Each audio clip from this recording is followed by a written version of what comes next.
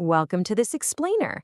Today, we're unpacking a really fascinating, honestly pretty provocative critique of something that is just deeply ingrained in our culture. We're talking about the relentless, everyday drive to become what's known as a superior person. Now, before we jump in, a quick but essential note on our source material today. 所用生成的音频和视频的内容都来自于生命禅院创始人雪峰。Basically, everything we're exploring today comes directly from Xie Feng, the founder of Life Chuanyuan.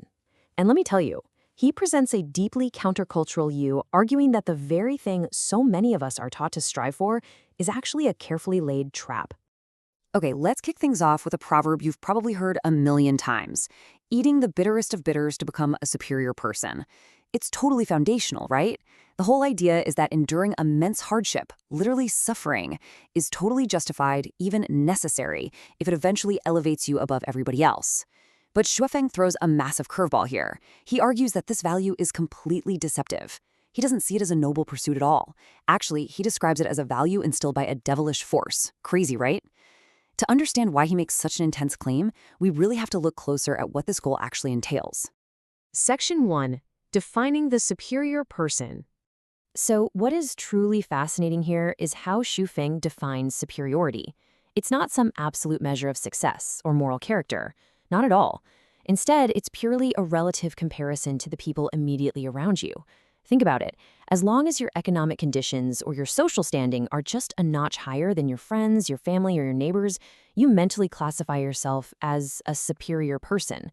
The whole concept is entirely dependent on looking down at someone else in your immediate circle. And his mindset manifests in super ordinary, everyday ways. It's the guy who builds a slightly larger, slightly more spacious house than the guy next door. It's about being the very first one in your friend group to buy a shiny new car. Or, on a community level, it's gaining local power, like becoming a village chief.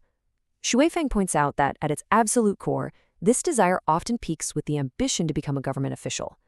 Entering the system, even in a minor role, has historically been seen as the ultimate golden ticket to gaining power, wealth, and the ability to give orders. That's the peak of feeling high and mighty in your local bubble. Section 2. The relativity of status. And here is where the whole pursuit reveals its core trap. In your small circle, yeah, you might feel like the big boss, the superior person. But the exact moment you step outside that village or that immediate social group and enter the wider world, the illusion totally shatters. There's an old saying, there is always a mountain beyond a mountain, a sky beyond a sky. You are inevitably going to bump into someone richer, someone more powerful or higher ranking, and instantly you're thrown right back down into feeling like an inferior person. The goalpost literally never stops moving. So take this logic and stretch it all the way to its absolute extreme.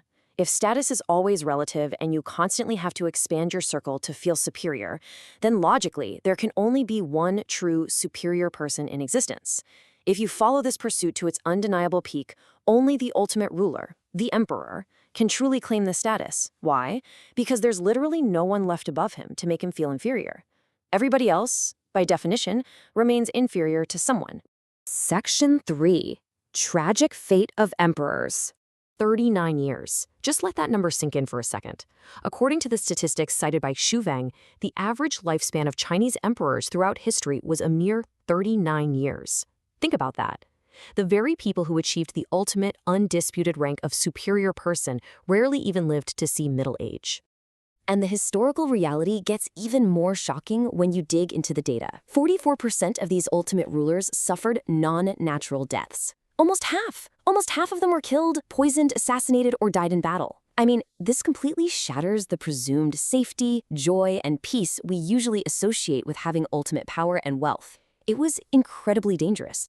Xu Feng really emphasizes that their supposed success was almost always forged in just a massive storm of blood and violence. They fought ruthlessly to become the superior person, and their reigns often ended in absolute misery, becoming, as he puts it, ghosts under the blade. And the tragedy didn't even stop at death.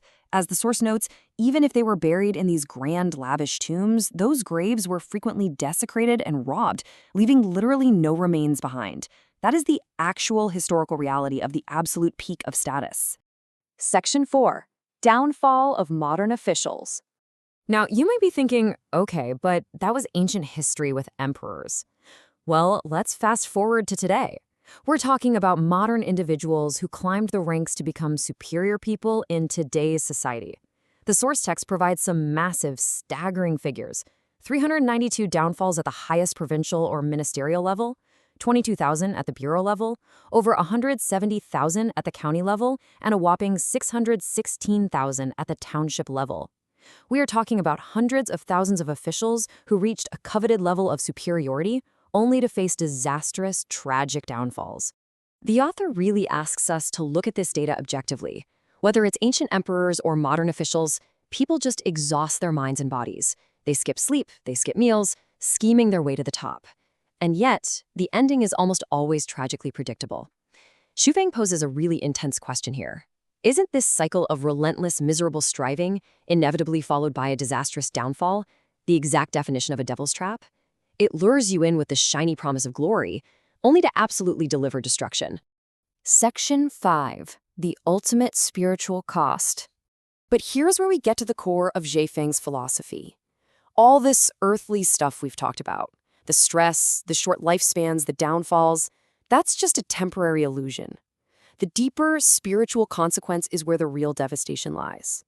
He argues that by striving to step on others just to elevate yourself, you are quite literally causing the doors of heaven to close to you while simultaneously swinging the doors to hell wide open. He bases this super intense consequence on what he calls the law of universal balance. Basically, it's the idea that the universe operates like a giant cosmic ledger, where the sum of positive and negative energy absolutely must always equal zero.